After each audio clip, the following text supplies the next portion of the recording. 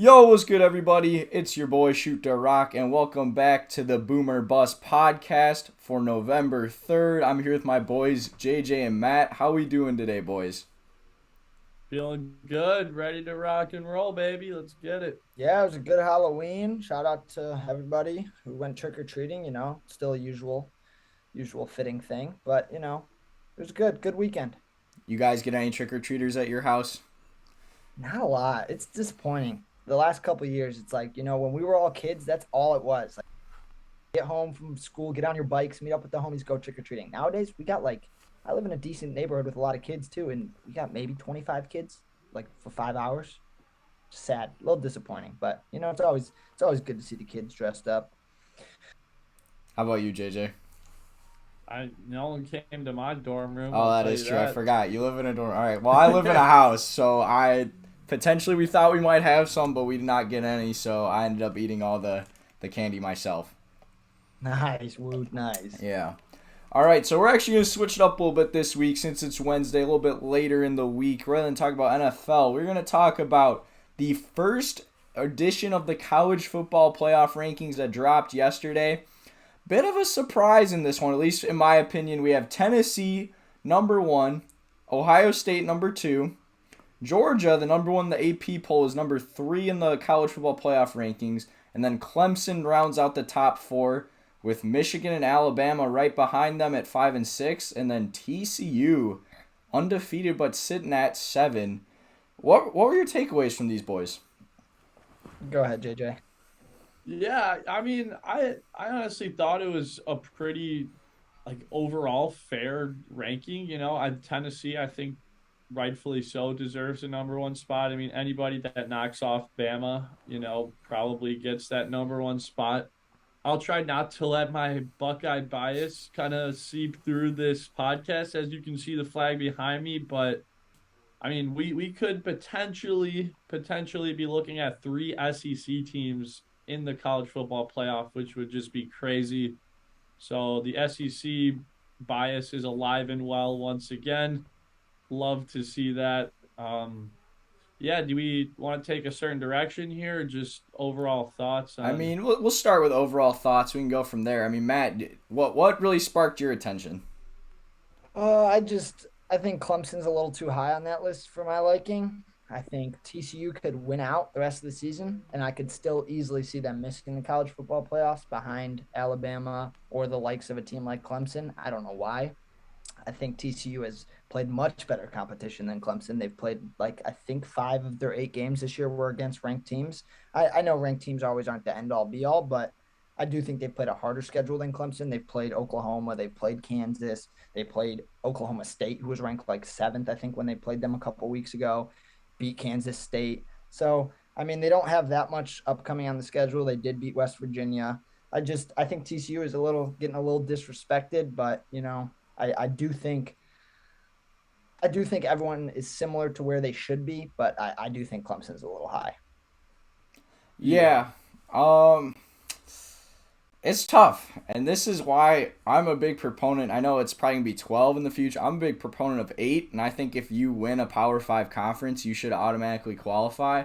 But I think in the end, some of this stuff will even itself out a little bit. I mean, last weekend of the season, Ohio State and Michigan are gonna play. Whoever wins that game, assuming they go on and win the Big Ten, is gonna make it. The other one who doesn't is gonna miss out. Yep. And this weekend we got Tennessee, Georgia. The thing where it does get tricky with that is then say the winner, so like the winner of Tennessee, Georgia, for example, say if Georgia wins this weekend, they go on SEC championship game, Alabama makes SEC championship game, and then we have Alabama beat Georgia in the SEC championship game. Now we have 3 teams in the SEC that all have 1 win and 1 loss against each other, and that's where things could get spicy. So I don't know Yeah. if you guys have any takes on that. Yeah, that's why I kind of led off this whole segment with the fact that there could be three SEC teams in the Final Four college football playoff. I mean, you kind of hit the nail on the head with that one. I mean, if Georgia goes on, wins this game, and then loses to Bama in the national championship, you're looking at those three teams having one loss apiece. And looking at the rest of the field, it's just really hard to argue that any one of those teams remaining, whether that be Clemson, Michigan, even TCU, would have a stronger argument over one of those one-loss SEC teams just because that one loss would be to a potential top four team. Mhm. And I mean, like I said earlier, the SEC bias is alive and well. So the college football playoff committee could potentially be looking at three SEC teams in the Final Four. I agree. There's not much more to add. I could see three SEC teams making it in that college football playoff, which is wild. But yeah, Yeah, also I want to touch back on that Clemson ranking Yeah. at number 5. I mean, come on. I mean, not only are they in the ACC, which is, not the mecca of college football that, the SEC or the Big 10. I mean, shit, even the Big 12 this year has looked a hell of a lot better than the ACC. I mean, Clemson, like, they got a win over Wake Forest. They were ranked 20th at the time, now slot in at also 20 on the college football playoff schedule. But I mean, other than that, they don't really have that statement win over anybody. And I just don't think DJ Ungalele has played up to par with how he was touted to play at the beginning of this season. I mean, I just don't see a picture where Clemson sneaks in. Even if they go undefeated the rest of the year, I still think one of those one loss SEC teams would put up a better matchup in the Final Four than Clemson would. mm-hmm. Agreed. So my next question. You've been mentioning the SEC bias, and I've honestly just been seeing a lot of just like brand bias in general is what people are talking about. For example, with Clemson. Do you think if, say, TCU, they have the same resume they do, but it's a team like Oklahoma who's made the playoff before, do you think Oklahoma would be in that 4 spot? Or do you think it's just they think Clemson's better anyways? I mean, Clemson does have that brand name going for them, which does factor a little bit into it. As much as the college football committee would like to say that they're partial every time they make these Yeah, picks, for they're sure. they're not partial. Yeah, That not at all. name. It's hard. It's really hard to convince a group of people that TCU is better than Clemson just going straight off their name like that. However, TCU has had a far, far better like schedule. I mean, Mhm. Resume they for sure. absolutely worked Oklahoma, beat the brakes off of them. Yeah, I know Oklahoma was missing their quarterback at the time, but even I mean, they dropped 55 on their defense. Max Duggan's legit. I mean, they beat Oklahoma State. They got a win versus Kansas while they were ranked. Yeah, Max Duggan, TCU, they got it going on over there. But again, I don't know if undefeated Big 12 champ comes out and gets ranked above one of those one loss SEC teams. I don't know. It'll be interesting to see how the rest of the season plays out for sure. No, definitely. I mean, if you guys are down to, I'd be down to make some predictions for this game. So, like I said, we got number 1 Tennessee that's going to Georgia. We also have another top 10 battle. This is where, see, Alabama could just eliminate themselves altogether. They go to number 10 LSU this week. They also have Ole Miss coming down the road. Clemson, again, they have to go to Notre Dame. Granted, Notre Dame's not as good as they usually are this year. But, like, these are some tough tests. Like, is there any, like, way you're leaning as of right now in these games, like, how you think they turn out? I mean, for one, you said Notre Dame. In Notre Dame, Clemson's got to travel. Mm-hmm. I like Notre Dame there. Notre Dame, they're not the team they were. They're not the team they have been in the past. But I still think that's a culture that's built for games like this, for momentum. Those players in the locker room want this win. They want to knock Clemson off. Who doesn't want to knock an 8-0 team off? I mean, anybody does. So I do like Notre Dame in that spot for sure. Yeah, I mean, Notre Dame had a very nice win for Syracuse this past weekend. They pretty much routed them. I was watching that game. I was unfortunately on the cues. I thought Syracuse would, kind of play up to par with how they've been, but they came out real flat, and the Notre Dame defense looked really good. Um, I don't really have a lean in that game right now. Clemson, Notre Dame. I think Clemson has more talent on both sides of the ball where they should go out and walk into Notre Dame and beat them. However, I would not be very surprised were they not to do that. I can Hmm. easily see DJ Ungalele throwing a couple picks in that game and kind of making it a 21-10, 23-20 type of game. Kind of low scoring, a little bit more defensive focus. So, yeah, I mean, that's a big game. Clemson, if they pick up that win, that would definitely add some strength to their resume, even though Notre Dame's not ranked right now.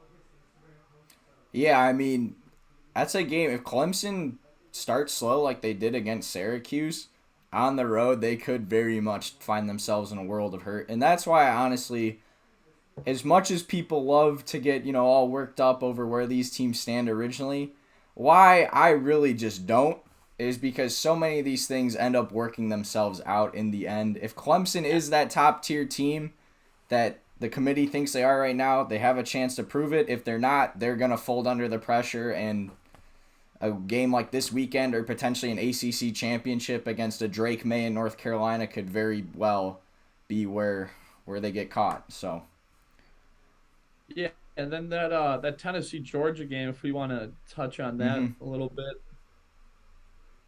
Derek, you got any thoughts on that game coming up or See, you're definitely the one that knows the most about like current rosters. When it comes to college football, I almost have like a feel of just kind of like how teams have been playing over the past couple years and how games like this turn out.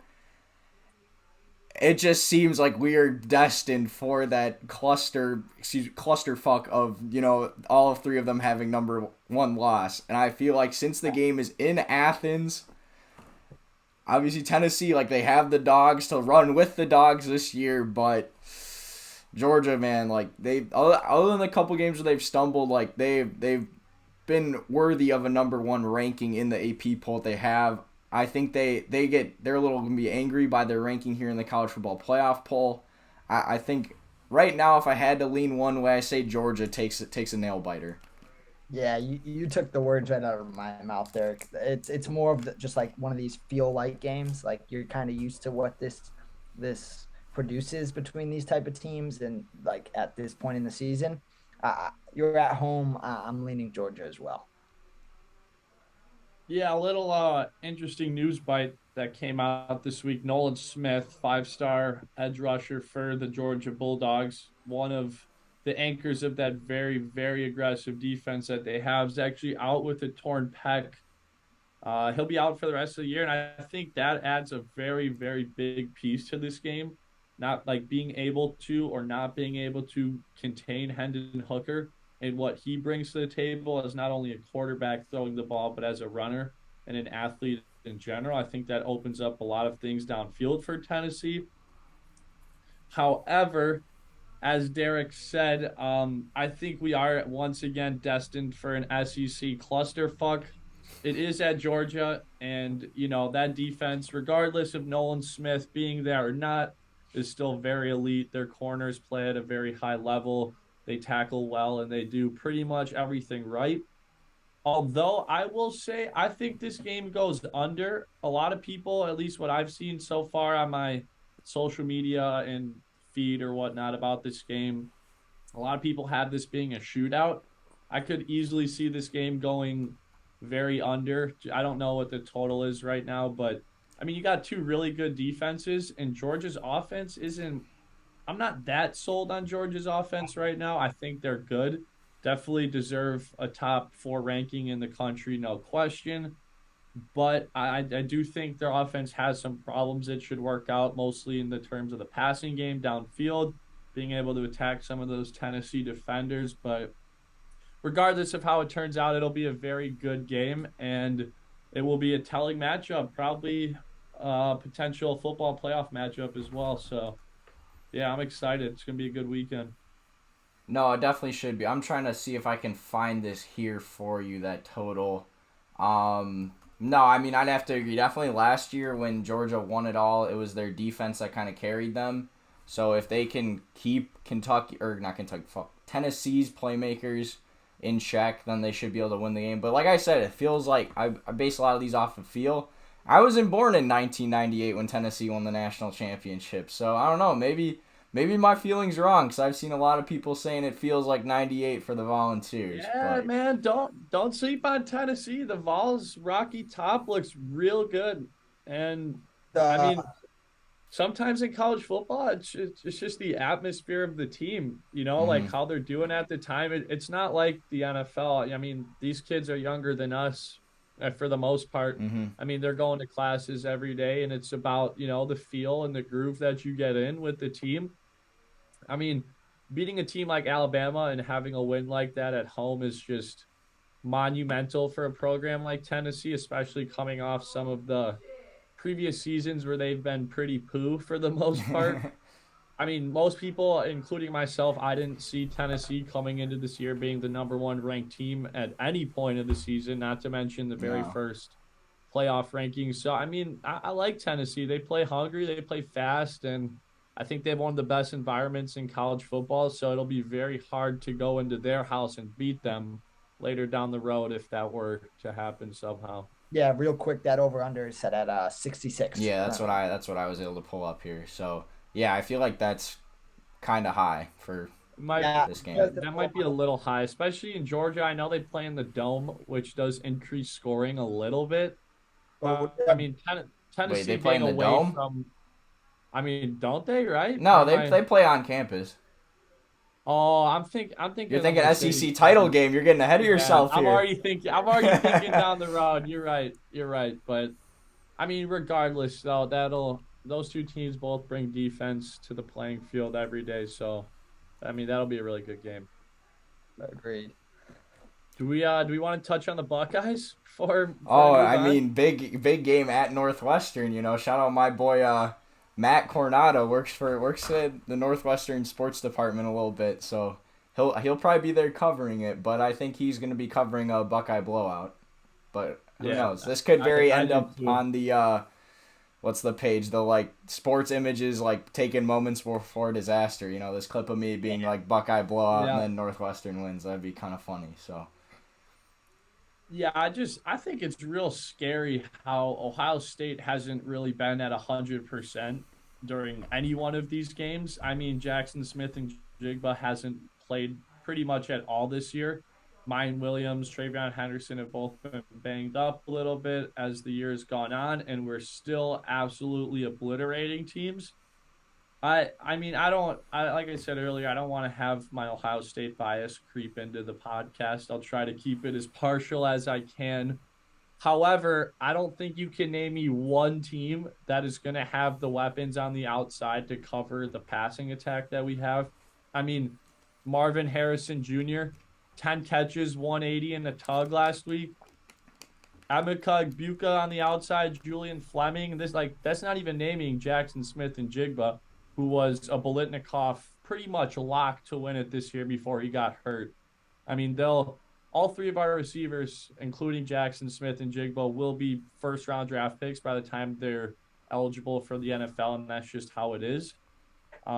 Defense, though, I mean, JT, whatever his name is, the Polynesian DN we got, Yeah. one of the best statistical defensive. I mean, this is what Ohio State needs. After last year getting embarrassed by Michigan, I remember sitting there watching that game, calling the plays out on my TV before it happened. Ohio State knew what was going to happen too. They were going to run the ball down their throat for all 60 minutes of the game, and they didn't do a damn thing about it. Their corners got absolutely babied on the outside. And I will say our corners probably would be the weakest part of our team right now still. But our linebackers and defensive line have played very, very well to kind of mask that so far. I mean, I think as long as we take care of business and straighten out the kinks on defense going through this next couple of games, Northwestern doesn't really present that much of a challenge. Could be a good week to kind of get some of the backups some reps that might not have been playing too much this year. So, yeah, I mean, all I got to say is watch out for the Buckeyes. I would be real scared if I were a defensive coordinator having a game plan for them.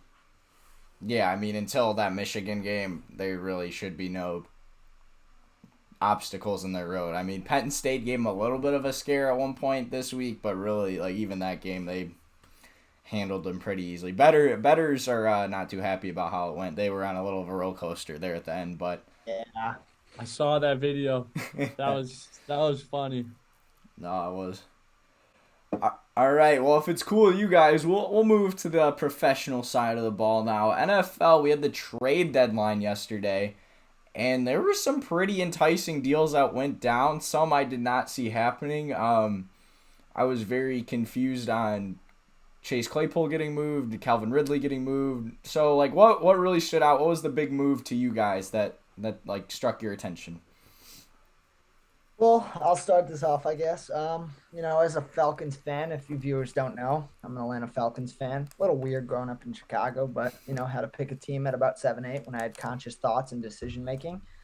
I decided to go with Matt Ryan and the Atlanta Falcons, and I think for the most part, I made the right decision, especially over Chicago. But this week they moved on from Calvin Ridley, something I saw happening possibly, but I didn't think it was really going to be pushed in the works in the trade deadline. If anything, I thought it'd be an off-season acquisition for some team. But he goes to Jacksonville. A little weird.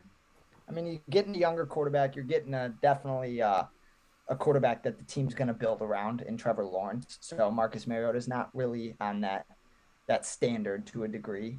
But the funny thing about this trade that gets me is we all know Calvin Ridley was suspended for sports betting. That's why he hasn't played this season. And he bet on the Falcons at that point in time, and he bet on them to beat the Jags. So I find that kind of be comedic a little bit. He travels circle. Yeah, it all comes around. So, but not super happy about it. We got some draft lottery, I guess, and there's some certain conditions that if he reaches certain incentives, it becomes a third round pick. If he reaches another incentive, we get a second round pick instead of a fourth. So, I mean, not horrible because he's not even playing for us this year. So, and we're still, leading the NFC South. Shout out Dirty Bird Gang. But I just, I'm not super happy about the move because I do think all around he's the best receiver on this team. So for the long term, I'm a little disappointed, but there were a lot of other trades that happened that caught my eye more than the Calvin one. If JJ wants to take that away. Yeah, I was gonna say the Calvin Ridley trade was probably I don't want to say the most lackluster one of the trade deadline, but it was kind of the one that got brushed under the rug in comparison with some of the other ones. I'll give my quick thoughts about it and move on. But I mean, Trevor Lawrence, he gets the weapon that I think he needs. Christian Kirk is all right on the outside, but he really needs that number. Calvin Ridley can be a number one wide receiver. I really think so. I mean, good part on the Jags. I think it's a nice pickup.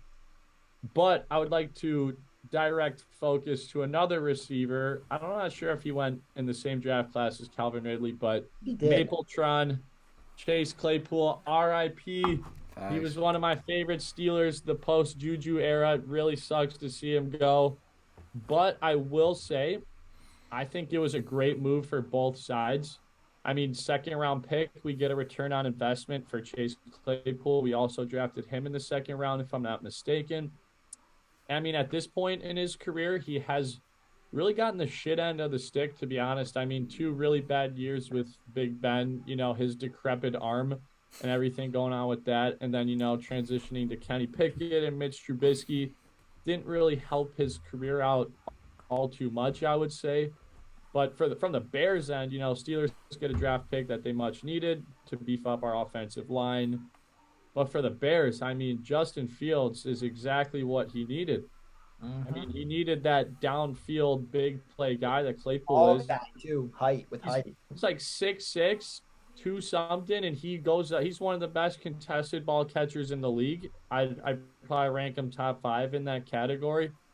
And I think this is kind of a trial for Justin Fields, to be honest. I mean, before the Bears kind of invest more of their $100 million cap space in 9 draft picks in the next draft, they kind of want to see what he can do with an actual receiver out there. I mean, with Mooney, I mean, at times they looked really good, but I think this is a test for Justin Fields. If he can make the most of having a weapon like Claypool, it'll be a very good signal for Ryan Poles and Bears fans going forward that the investment in Justin Fields will pay off. We just have to surround him with the tools that he needs to succeed.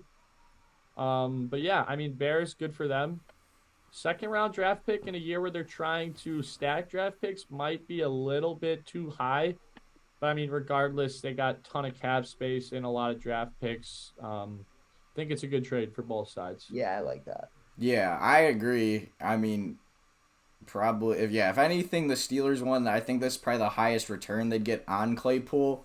And Yeah. like you're saying, I mean, let's be honest, especially with how George Pickens has been playing, Claypool's our wide receiver 2 at best, probably more likely wide receiver 3. For the Bears, he's a wide receiver 2, potentially even wide receiver 1. So I think like it was a good time. If there was a time for the Steelers to move on from him, it was now.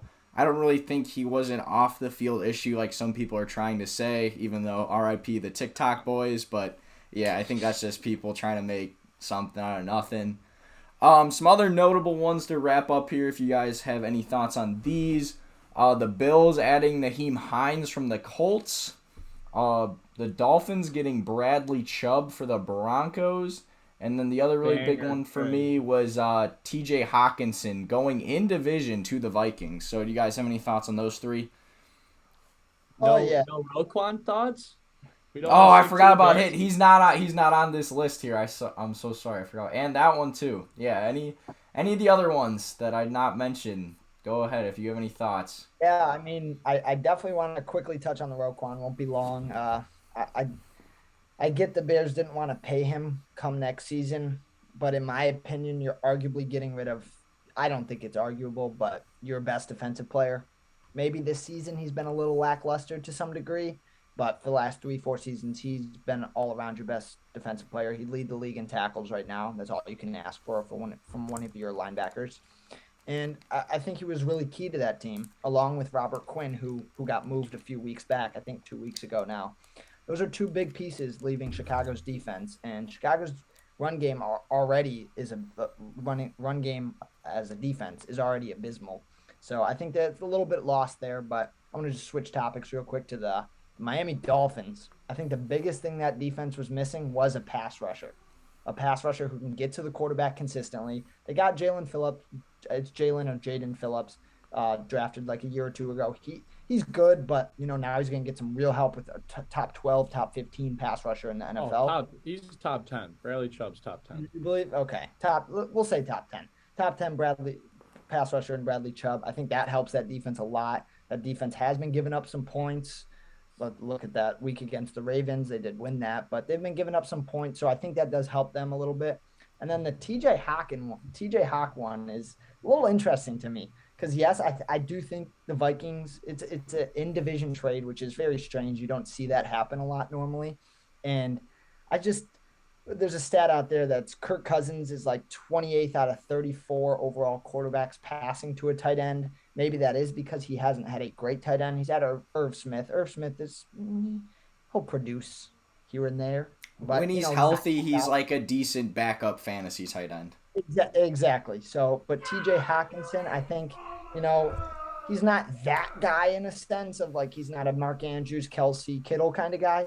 But I do think Hawk has a much higher potential than a lot of other tight ends in the NFL. So, I mean, that's going to be interesting to see if Kirk is actually going to feed him the ball, if they're going to use him more as like a blocking, pulling tight end, because Detroit tended to do that a lot when they had D Swift in the lineup. But, I think it's just a little interesting to see an in-division trade. We don't see those happen a lot. So I think it's a good move for Minnesota, adding some pieces that they think that they can build a foundation to this possible NFC championship run that they maybe want it. I'm sure they want to go on, but that they have a chance at going on. So, I mean, building right pieces and making off-season or making in-season moves for better players it can always help your case. But I just think it's a little weird that it's in the division, Yeah. I mean, I think it makes sense. Irv Smith just went down for the year. Pretty much 8 to 10 weeks is what they're ruling right now with an ankle injury, and it just gives Kirk Cousins that extra weapon. I think the Vikings are in win now, which is kind of why they want to build that offense, especially with the defense that they kind of crafted in the offseason, signing a couple of those big-name players. But, yeah, the Roquan trade, shout out Taberthy. I'll touch on the Bears because I actually have a lot of thoughts on that. I think the Bears won that trade, in all honesty. I think Roquan, I'm not sure what his cap hit would have been on the Bears. I think it was close to like 10, 15 mil, if I'm not mistaken, after he becomes a free agent next year, and then they would have had to pay him even more money. him being a 2, 3 time All-Pro linebacker, he's going to command a very large salary. I think that fits in great with what the Ravens try to do. Patrick Queen can't cover anything, to be honest with you. He's a good like side to side player, but Roquan is a lot better off ball than what Patrick Queen does. And I mean the Bears are still a bottom 5 rush defense and defense overall in the NFL with Roquan Smith. So it's not like he's adding any extra wins to an already lost season. So it makes sense to get that cap hit out of the way and then, stash up draft picks where the figures be pretty high too in the draft board. So moving on now to this upcoming week after the trade deadline, we have our pick six and Thursday night football predictions for this week. This week we're going to do a little bit differently just to make it easier on ourselves. We're just going to all pick straight winners people want. I'll throw lines out there and you can mention them if you want, but just since it's so early in the week, it's hard to stuff changes. So that's going to be the plan going forward from now on. So we start tomorrow night, Philadelphia, Houston, Part 2. We're going to have Game 5 of the World Series going on in Philadelphia while the Eagles head down to Houston and take on the Texans. 7-0 Eagles, 1-5-1 Texans. Do you guys think this could be potentially a trap spot for the Eagles, or should they roll easily? I think this Houston team has a little bit more problems with the Philadelphia team than on the baseball side of it. I don't see how this game's close. Eagles steamroll. I agree. Just this Houston team, I said it earlier in our pre-recording meetings. This Houston team just is, in my opinion, the worst team in the NFL by far on all sides of the ball. Against the best team in the NFL, arguably, you could put the Bills and the Chiefs up there, but either or, 1A, 1B, 1C, this Houston team is going to roll. Or get rolled, I should say. Not roll. Eagles are going to be rolling all over them.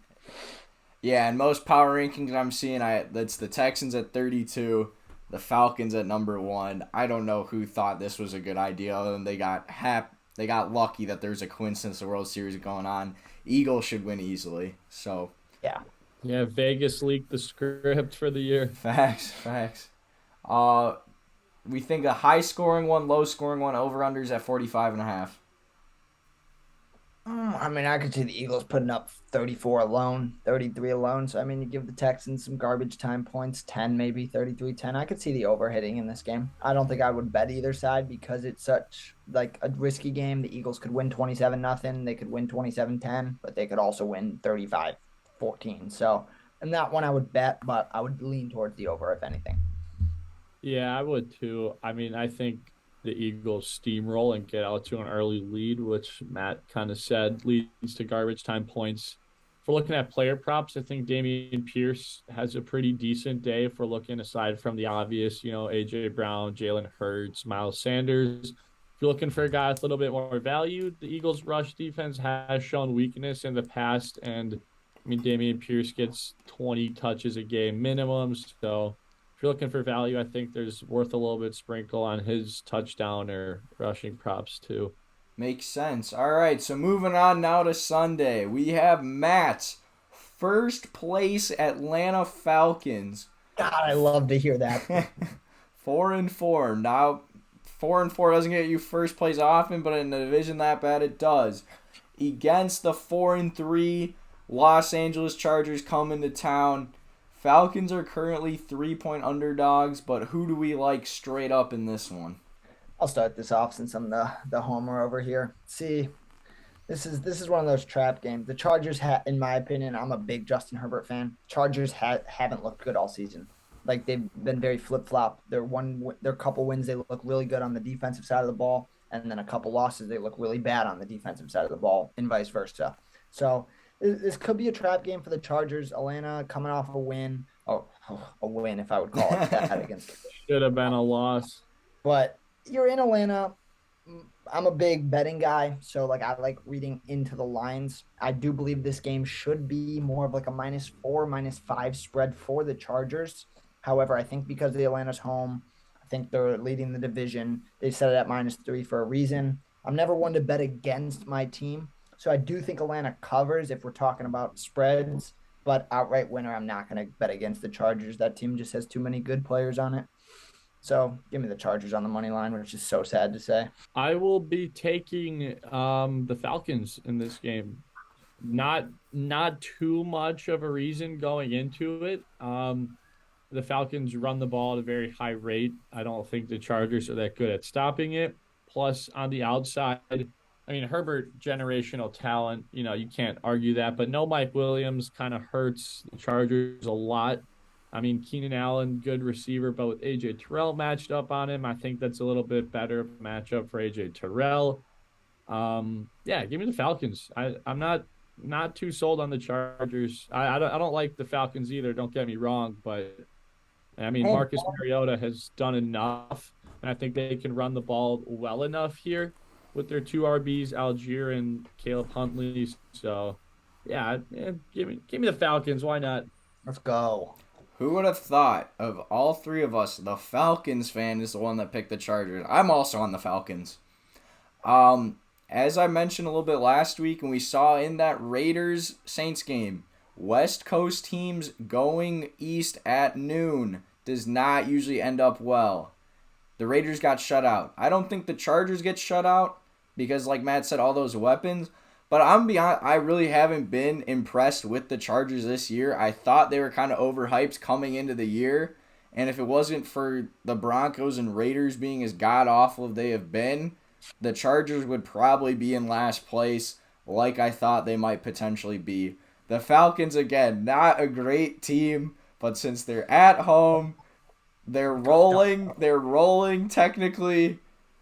Give me the Falcons. I'm on the Falcons this week. Let's go. I love to hear that. I'm the only one that's technically betting against them, but I love that because, as long as everyone's on Atlanta, Matthew is happy. So hopefully Atlanta gets a dub for my morale's sake. But, I still like the Chargers. There you go. All right, moving on to the next one from one person's favorite team to another. Shout out our boy Taberthy.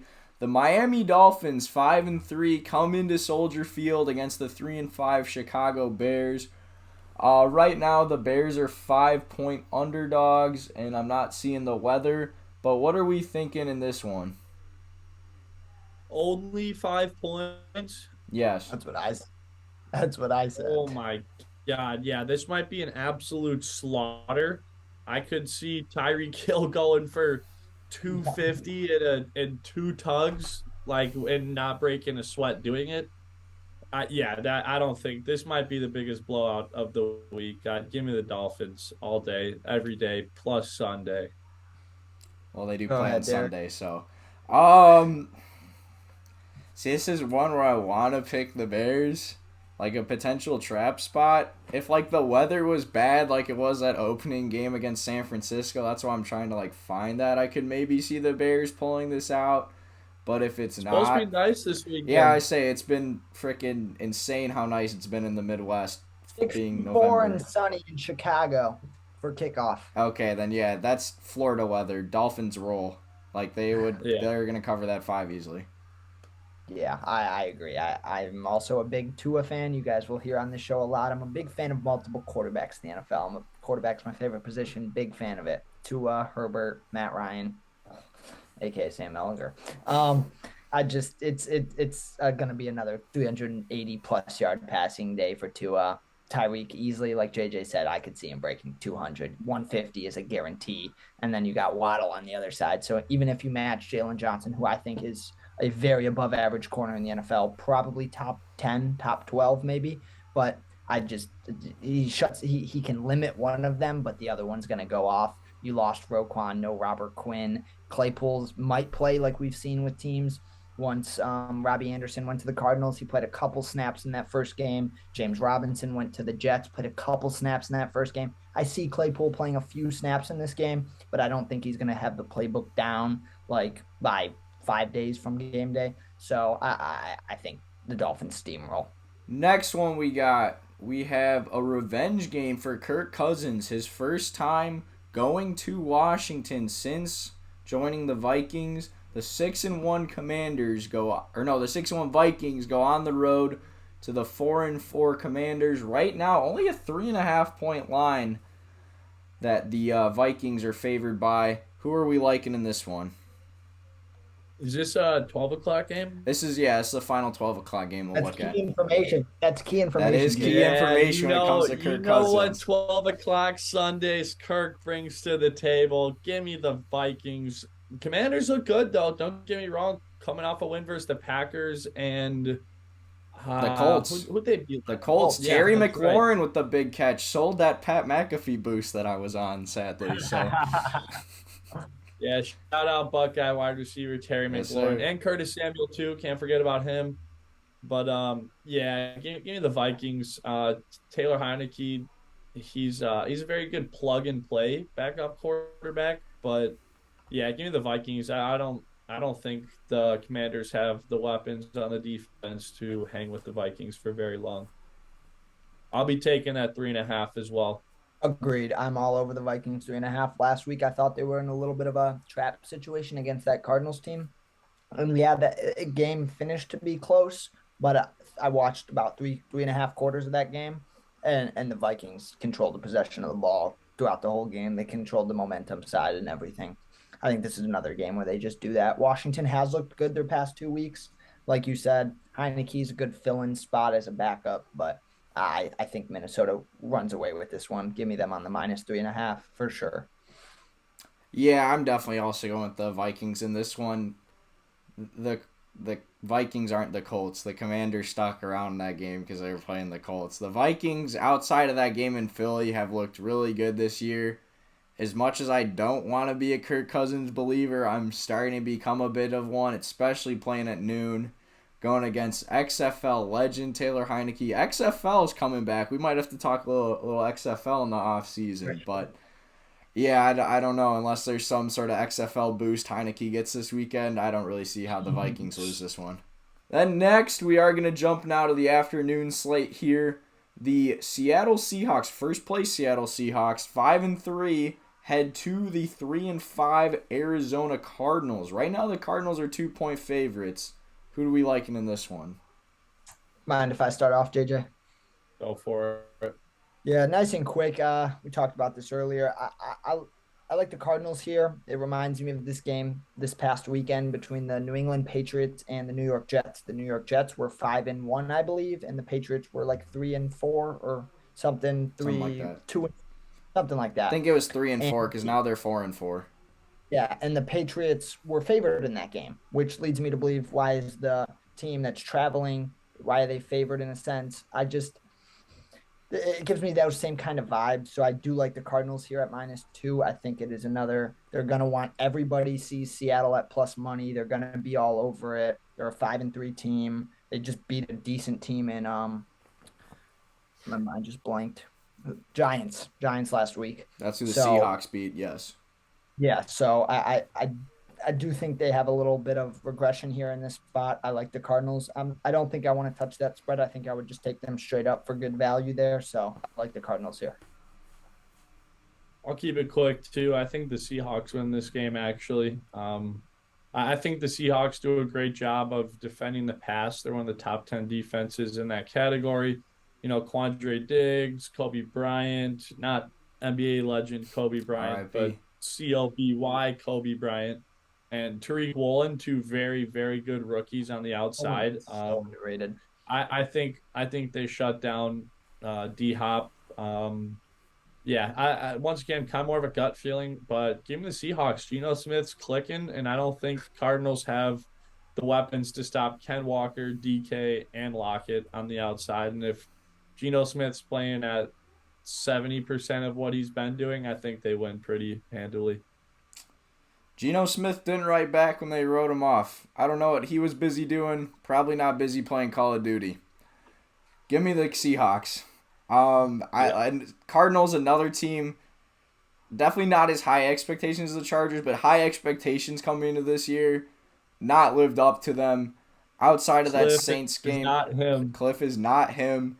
Outside of that Saints game, which really I almost feel like that was more the Saints lost that game than the Cardinals won it.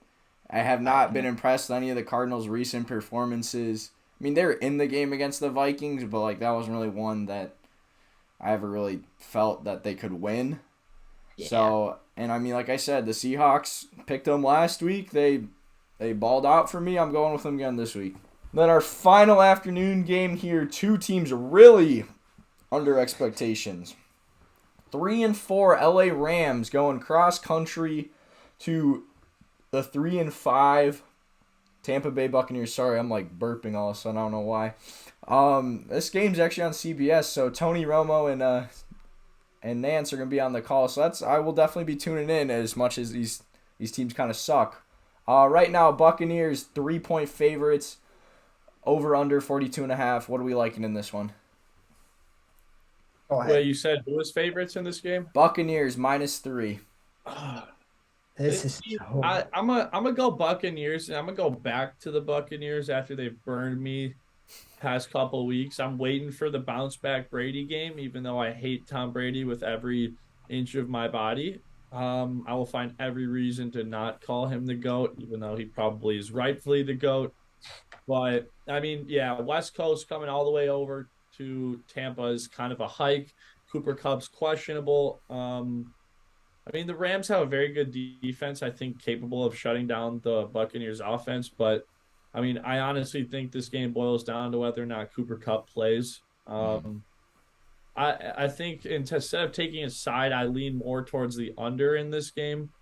Actually, surprisingly so. I think a lot of people might expect this game to be a little bit more high scoring given the nature of these two offenses and what we've seen in the past. But I mean, Rams have a good defense. Bucks have kind of been fluttering as of late, but I don't think the Rams offense is that good to begin with outside of Cooper Kupp. So I'll probably be taking the under in that game, if anything.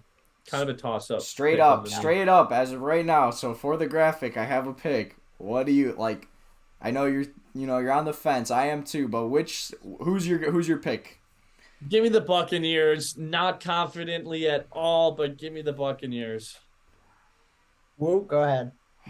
See, this is another, like, I'm kind of like JJ. I'm on the fence just because both of these teams have been so bad. Like, I think we're all on the fence. Oh my gosh.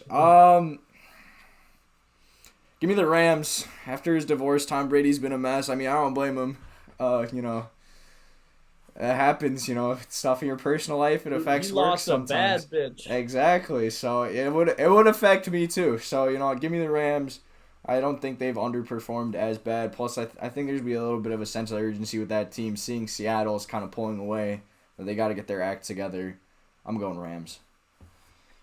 Yeah, I mean, you guys covered everything. To be honest, there's nothing left for me to say. This game is literally flip-flop between the fence. Like, which side are you jumping over? Like, I lean towards the under as well. Like JJ said, I think that is the best play of the week outside of player props on this game. But, quick little fact, has nothing to do with the side that I'm choosing. But, if just like, when divorces happen, they get 50% of everything. If, Giselle takes 50% of Tom's rings, they still both have more rings than any active player at 3.5. So, I like Brady here. I think he gets a revenge spot. He's been, if we've seen clips and everything, and you viewers out there have seen any clips of any mic'd up or the last 3 weeks, he has just been screaming at his O-line, his receivers. The play calling has been off. The route running has been off. I think he wants to win this game, knowing that it's the Super Bowl champions, knowing that this is a pivotal game. If somehow, like we said, Atlanta squeaks by, they could be 2 games behind the Falcons, and everybody knows they should have lost that game straight up to the Falcons. But we won't dive into that. So I think this is a big spot for the Bucs here. I like the Bucs here, but like JJ said, I am not confident one bit. Yeah, and then another game here to wrap it up Sunday night. I think we'll probably be a little bit more confident in this one. The Titans head to Kansas City, take on the Chiefs. Battle of 2 5-2 first place teams. So, I mean, solid game here. Definitely living up to the hype a little bit. But the Chiefs are currently 12.5 point favorites. Like I said, we're picking straight up, so you don't have to worry about that. But who you like in here? I'll start it off, keep it short and sweet. Mahomes, best quarterback in the league by far. Shout out Jeffrey Biddle squad. I know he's a Mahomes meat rider. I kind of fall into that category, maybe a little bit less gobbling than Jeff, but Yeah, give me the Chiefs. I don't 12.5 seems like a lot, but coming off the bye, I think they're fresh. Kadarius Toney gets worked in a little bit more. I think we see Pacheco finally take over that role over Clyde in a little bit. But yeah, give me the Chiefs. Not too much has to go into that analytics wise, I think. Go ahead. Go ahead. Okay, Matt's on his trap phone right now. I mean, I feel like this is classic Chiefs. You know, on Sunday night, they know everyone's watching. They show out. It's They're the prime time oh goats, I yeah, swear. no, they're like they know, like they show up to the occasion. Some teams Sunday night, like Tom Brady, you know, he doesn't play well on Most Sunday teams nights. don't show up on Sunday night. Exactly, it's past their bedtime. No, Mahomes, he loves having all the lights on him. Titans are good. They're not as good as the Chiefs. Like we were kind of mentioning earlier, Chiefs and Bills are a step above everyone else in the AFC. I think Chiefs should roll pretty easily. I think probably kind of similar game to last week where it's going to be borderline to see if they cover, like the Bills against the Packers last week. But I think like kind of the whole game was never in doubt the Bills were going to lose. I think it will never be in doubt. I think the Chiefs get up early and they kind of put their foot down on the Titans. Yeah, I like that as well. I mean, if we're just taking money line straight up, I love the Chiefs. I mean, they're not losing this game. Mahomes is primetime king. Shout out Jeff for that nickname. I don't know. I could see a world, as the degenerate gambler that I am, I could see a world where the Titans cover this spread. Playing the Chiefs give up the third most offensive yards in the NFL. Not necessarily to rushing, it's more to passing. But I do think Derrick Henry has a day. I could see them covering this spread, but I don't even think I will touch it. The Chiefs all day. All right, so this week we actually will make a graphic. It'll be a lot easier since we have our straight up winners, and we're going to keep track of that the rest of the season. We are potentially, if you are interested in this, would watch it, comment down below. We are debating having a Sunday morning live stream, quick little 20-30 minutes right before the game start, where we give some of our best picks. Maybe, circle back on some of these games if there's something we like. So betting, fantasy-wise. So if you'd be interested in that, watching it, let us know in the comments down below. So now we're going to wrap it up, shift over here. Some NBA, some MLB. We got World Series. Game 4 is going on right now as we're recording. Astros are up 5-0. We had some big storylines in the NBA this week. Which way do you guys want to go? I think we just dabble into the World Series a little bit, 2, 3, 4, 5 minutes max, and then we talk about the Brooklyn Nets and all that news and wrap it up. So let's start with the World Series. I think. JJ, Okay. what do you think so far about the World Series? Yeah, I mean, I'm looking at the game right now on my TV. They're up 5-0. Assuming, by the time this is recorded and posted, I would think that the Houston Astros win this game. Bregman looked good today, so that's solid for my dark horse MVP play. I believe the next games go back to Houston. This is a really big game for the Astros overall. Game 5 tomorrow will be in Philly. That's the last one in Philly. And then now, since the rain delay Monday, Friday's going to be the off day. And then 6 and 7 potentially will be in Houston Saturday and Sunday. Both will be in Houston. Yeah. I still am sticking strong with my Astros pick. Yeah, I mean, real quick, not to shine any light on me, but I do think Bryce Harper is leading that MVP race right now for sure. Last game 3, he looked phenomenal. They are losing 5-0, like we said. So, I could see this if everything pans out, this being a 2-2 series going into tomorrow night, which is kind of cool because we get a Philly-Houston and we get another Philly-Houston game between NFL and the World Series. So that's kind of cool to see. But I'm still sticking strong with mine. Phillies in 6. Bryce Harper MVP. It's looking good. It's looking good. Yeah, I would definitely say out of the Harper. Yeah, out of the three of us, Matt, you are definitely looking the best. Granted, that could change tonight depending on the outcome.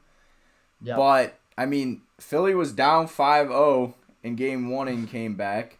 So who knows? Maybe it happens tonight. But Astros sold the shit they sold that game so bad. It was entertaining one. I was glad I actually got to watch it because Saturday I didn't. Yeah. I was coming back for my meet, but didn't miss much. The Astros rolled in that one. But Yeah, I mean Philly bats if they can stay hot. Tonight they're not. Tonight they're shutting the door on them. But if And they stay that's hot, the downside. That's the downside with this Philly team. If those bats aren't going, that you get a game like this. And I mean, Christian Javier's looked real good. Oh yeah, It's only a matter of time before that ball gets handed back to Verlander and Framber. Verlander. Yeah, I know. Turkey tosser playoff Verlander was in full effect the first game after that blown lead, but yeah, as long as Lance McCullers doesn't get the ball again for the Ash, I loved seeing McCullers get blown up yesterday after what he did to my White Sox last year. In my face too. I was at that game when they got eliminated. Will always be a McCullers and Astros hater, so beauty to the eyes watching that happen. Yeah, real quick, just want to throw another statistic in there because I'm the statistic king for all you degenerates out there. That is your thing. If Noah Syndergaard somehow, pitched game 5 tomorrow and started and gave up 26 home runs in a row, let's just say 26 in a row without striking a single guy out and get pulled, he'd still have a higher World Series ERA than Justin Verlander. Verlander's sitting at a 6.58 ERA for the World Series in his career right now. And I believe he's been to 3, if not 4. I could be mistaken. I'm not a baseball guru. It's at least 3. Because I know he was the so. first player to pitch in the World Series in 3 different decades. Wow. That's wild. That's crazy. I just, turkey tosser Verlander in the playoffs ain't really him. But, we can move on. He's a first ballot Hall of Famer for sure. But for sure. All right, and then wrapping it up, the Brooklyn Nets could be the next keeping up with the Kardashians. Steve Nash relieved of his duties.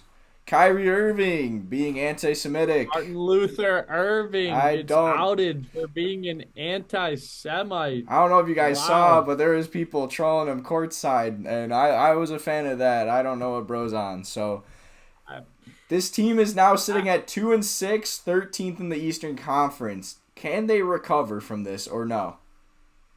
I don't think so. See, even you viewers, I'm letting you all know on episode 3 right here of the Boomer Bust where my bias lands, but I'm a huge James Harden fan. Even last year with James Harden, I don't think that situation could have been fixed. Now you take him out of the scenario and things are getting worse in Brooklyn. Firing Steve Nash, I think they're downward spiraling incoming. I mean, maybe they can squeak by and make a playoff spot, 8th seed somewhere right there, play-in spot at the 9 or the 10. I could see that. But do I think they're going to be this dog in the East? No shot. No. They're spiraling. No shot.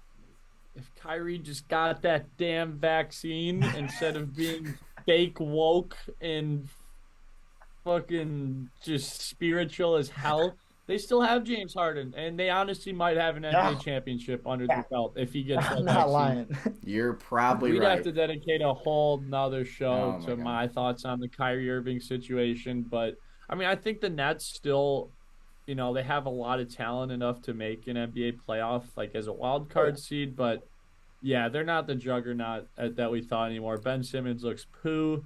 They just lost Steve Nash. They're looking. Things are looking down in Brooklyn. Yeah, y'all better check in on your local Brooklyn Net fans that you got in your friend group because it's a sad time. They're doing okay. Yeah, make sure they're doing all right. Okay, here's my final question with the Nets. Do we think end of the season? Do we think Kevin Durant gets traded? Kyrie Irving gets traded, they both get traded, or they're both still there? What would your guess be at the end of the year that regarding those two? I mean, the possibilities are just through the roof at this point. I could see Kyrie going in the next month and Katie going 2 months, a month after that.